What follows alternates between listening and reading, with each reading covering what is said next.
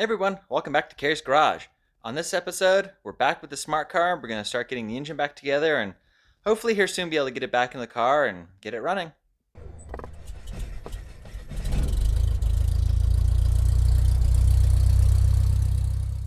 And before we get started with the episode, if I could just ask you to hit that subscribe button down below if you haven't already done it so you can keep up on all the content. And the more subscribers we get, the more projects we can get done. So let's keep building. So in the last episode, we got the new clutch installed, the new cylinder head gasket, the head torqued down. I had the cams just sitting here, so I'm going to oil them up and get the caps on, torqued down, and then we're going to have to get the cams aligned on the timing marks, the crank aligned, and then get the timing chain on, and then we can clean up and start getting the timing cover on. So it's going to take a while, but let's go ahead and get started with that. So what we're going to go ahead and do is I've got some oil in this cap, and we're going to pull the cams up and just oil everything really thoroughly. I'm going to put the caps on, the main bridge, then torque it all down, and then figure out how we're going to hold the cams in place so we can get them all nice and timed.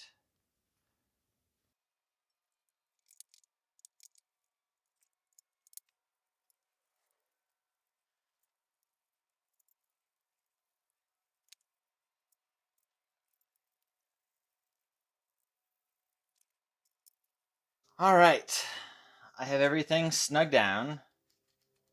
They still move, which is good. So what we're going to go ahead and do is torque all of the caps, which got the instructions here, and these guys are 11 Newton meters. I actually had to go up to my dad's and borrow a torque wrench that was a bit smaller, because mine, I didn't trust to go to that low of a torque setting and be accurate.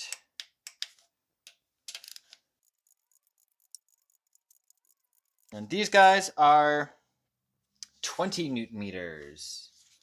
Let's go ahead and change this and get up to 20. Everything's been torqued down. They still move nice, so we're good.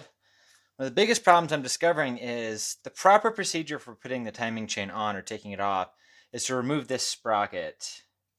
And I tried to remove this nut by bracing the camshaft on this flat surface right here with the wrench, and it does not want to come off. And I really don't want to break the cam because I have had that happen before. So I need to see if I can get the cams into time and slip the timing chain on. So let me see if that is even a possibility. Okay, well, the crankshaft is in time. I was able to figure out how to get the timing chain tensioner actually completely compressed with a pin in it, so it's farther down than it should be, which is how you get if it was new. So now what we're going to do is get the cams in time. I've got the sprocket on this one just sitting on there. I don't have the bolt in place. So what we're going to go ahead and do is line up the marks. So mark on this hub, mark on this pulley, so they're lined up now. So let's see if we can maintain that mark, get it around the crank, and hopefully get it together. It would be very nice to have the original cam holding tool, but I do not have that.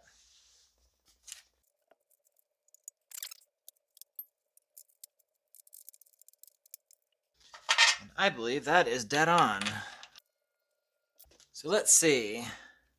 Timing mark, timing mark. Appears we are dead on. So let me see if I can tighten this guy.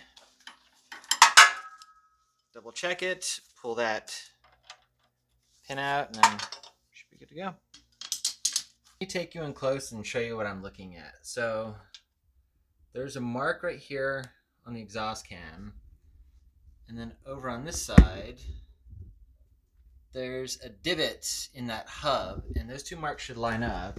So you see a dimple and an arrow. Those are the timing marks for the crank. So that's pretty close, as well as those. And I got the chain tensioner out. So what I'm going to do is put the pulley down here, not tighten it up too much, but get it to where I can rotate the engine over a few times, just so we can roll it over a bunch and verify those timing marks.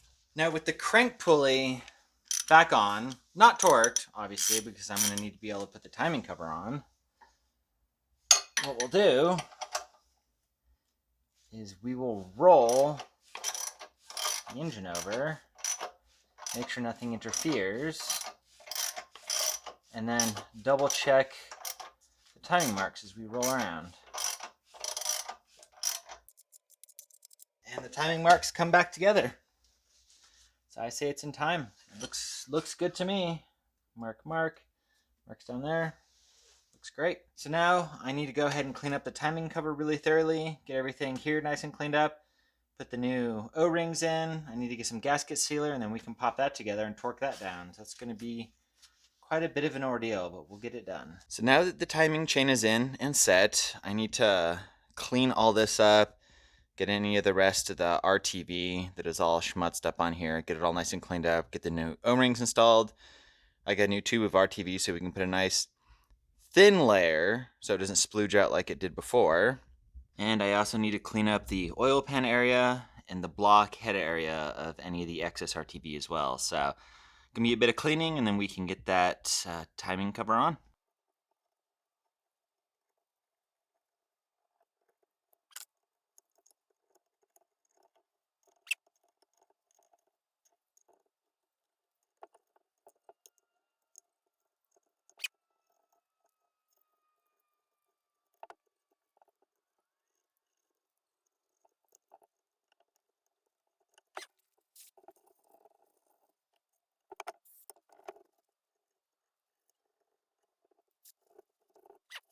Well, it looks like I'm going to have to end the episode a little bit shorter than I wanted to because it appears that one of the O-rings I got isn't the right one that I needed for this, or I forgot to put the right part number in. I don't know. I need to look at it.